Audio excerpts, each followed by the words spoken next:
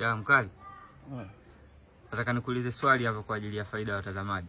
Ndio. Hivi kuna athari gani ya kuoana au kuishi kwenye ndoa baina ya watu kuwa mastaa na staa, yani mume staa, mke staa?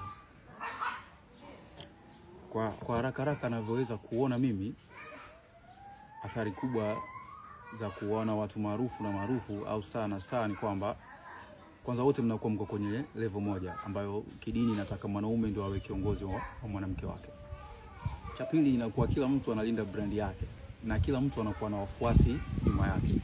Kwa hivyo inapotokea conflict kati yao, hakuna atakayekubali kuwa amekosea, kwa sababu kila mtu ana jukumu la kuaminisha washabiki zake kwa yeye sio mkosaji, na dhamira kubwa ya kujitetea ni kulinda brand yake.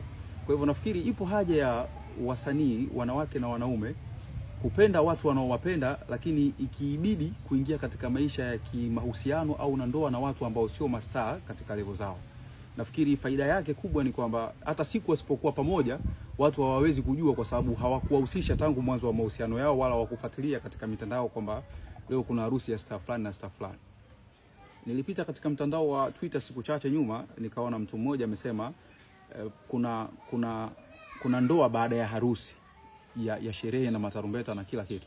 Kwa hivyo nafikiri athari kubwa inayotokea leo ni kwa sababu tunawekeza sana kwenye harusi kuliko kufikiria kuwa ndoa ni maisha ya muda mrefu yasiyokuwa na mwisho. Kwa hivyo nafikiri ipo haja kubwa sana ya watu kuwekeza zaidi kwenye ndoa kuliko harusi. Ndoa ambayo mkioa watu ambao sio mastaa inaweza kuwa inadumu zaidi, kwa sababu mtaishi aina ya maisha mnayoyataka kuliko kuoa mastaa.